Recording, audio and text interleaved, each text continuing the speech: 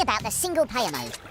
Well, there's hours and hours of content for you in the single-player mode, and it's divided into two separate components. We've got the campaign mode and the puzzle mode.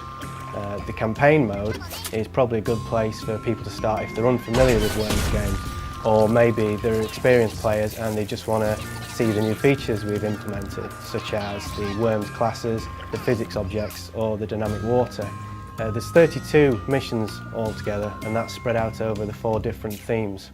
We'll start you off gently. There's the training missions to get you going, and then by the end of it, we've really upped the ante, and if you're not an experienced Worms player, by the time you get to mission 32, then you never will be. And then we've got the puzzle mode. Now the puzzle mode, it's more about challenges.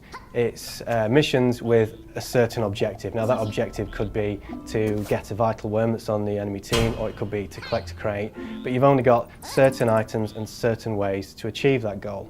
This is a real strategic side of Worms games. It's going to be a head scratcher, and I think it's really going to excite people when they finally get to finish one of the puzzles. There's 20 of those in total, so there's plenty there to keep people going. Let's get down to the nitty-gritty. How can I beat my friends? Well, there's a couple of ways you can play against your friends with Worms Revolution. There's local play and online play. Local play, it's the social side of Worms really. That's where you get 3 of your mates round to your house, all 4 of you sit on the sofa, and you can either grab 4 pads or you can get 1 pad and pass it round, and you can enjoy the banter and the fun that goes with playing Worms with people in the room with you. And there's nothing better in local play than seeing the expression on your mates' faces as you drop their last worm into the water. And then you've also got the online mode.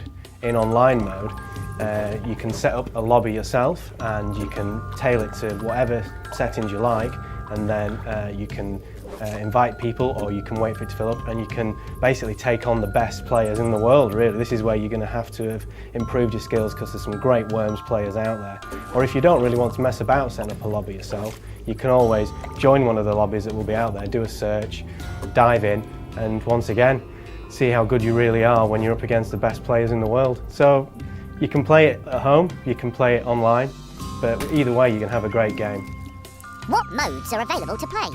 Well, we've got 3 modes that you can choose from to play. We've got the Deathmatch mode, the Forts mode, and the Classic mode.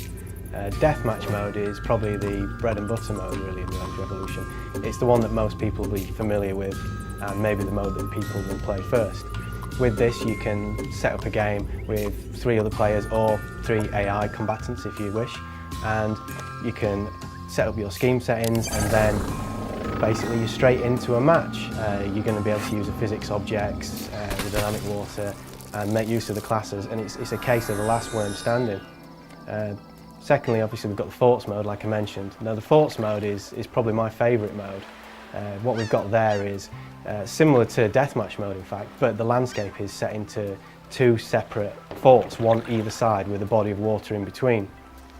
Now this means that you've got to use a little bit more strategy here, because you can't get directly to the opposing teams. So you might want to use height to your advantage and try and get shots down from above, or you might want to bunker down and maybe do hit and run, dark side tactics essentially. Either way, I think Forts mode is probably going to be the one that people get the most fun out of, especially for me. Aside from the fact it looks beautiful as well, I think it's probably one of the most beautiful landscapes we've created, the Forts mode. And lastly, we've got the Classic mode. Now the Classic mode is for the Worms purists. It's for people who have played Worms before and maybe they want to experience that same kind of game. They don't want to have the dynamic water, they don't want to have to mess about with Worms classes, and maybe they don't want the random nature that a physics object might include in the map. So that's all removed, and they can get on with playing Worms classically as it was originally intended. So there's something for everyone really in all the games modes.